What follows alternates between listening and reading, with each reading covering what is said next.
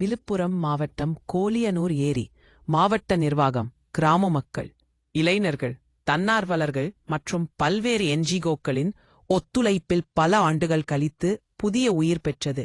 இதனால் கிராம மக்கள் மற்றும் விவசாயிகள் மிகுந்த மகிழ்ச்சியடைந்தனர்.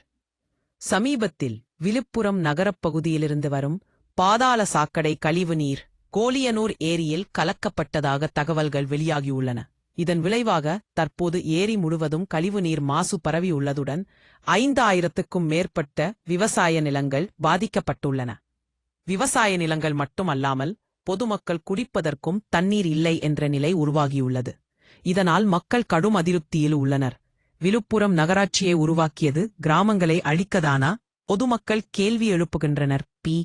முன்னதாக காக்குப்பம் ஏரியை அழித்தார்கள். இப்போது சாலைப்பாளையம், கோலியனூர் ஏரியையும் அழிக்கத் தொடங்கிவிட்டார்கள். அவர்கள் மேலும் குற்றம் சாட்டுகின்றனர். இவ்வாறே நிலை நீடித்தால் விவசாயிகளுக்கும் பொதுமக்களுக்கும் தண்ணீர் இல்லா நிலை உருவாகும் என்பது மறுக்க முடியாத உண்மை. நிபுணர்கள் எச்சரிக்கையிடுகின்றனர்.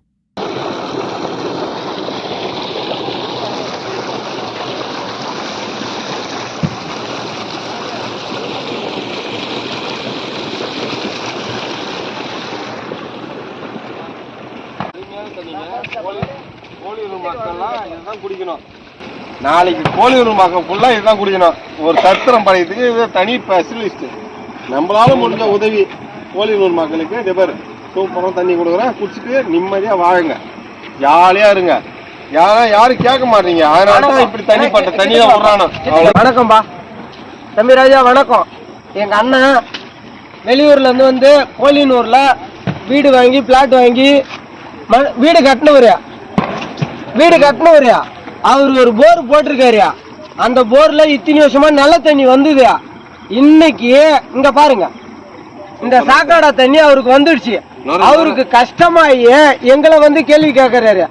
இதை எதனால வருது ஏது வருதுன்னு தலைவரை கேட்டா தலைவரே ஓடி ஒளியறாரு. ஏரிய தூர்வாரணவன் ஓடி ஒளியறான். இதுக்கு என்ன தீர்வு? பொதுமக்களாகிய நீங்கள் இதுக்கான தீர்வை சொல்லுங்க. புதன்கிழமை காலையில ஒரு பெரிய கண்டன ஆர்ப்பாட்டம் வைக்கிறோம். எல்லாரும் வந்துருங்க. நாளைக்கு கோலியனூர் மக்கள் இன்னும் 10 வருஷமானாலும் இந்த சாக்கடை தண்ணியை நீங்க தான் குடிக்க போறீங்க. கோலியனூர் விழுப்புரம் மாவட்டம் புதன்கிழமை இல்ல போராட்டம். 10 வருஷமானாலும் இந்த சாக்கடை தண்ணி வந்துகிட்டே தான் இருக்கும். இந்த சாக்கடை தண்ணி நீங்க தான் குடிக்க போறீங்க. இதுல பாதிக்கப்படுறது ஏன் ஒரு ஆள் மட்டும் இல்ல, ஏன் ஒரு குடும்பம் மட்டும் இல்ல, ஊர் பொதுமக்கள் எல்லாருமே தான்.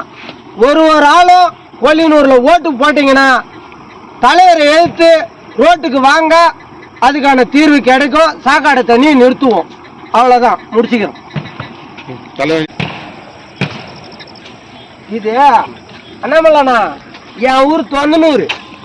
நான் இதை பாரு, எனக்கு அங்க தண்ணி வரலனாலும் வந்தாலும் தொந்தனூர் ஏறி போய் மொண்டு வந்து குடிப்போம்.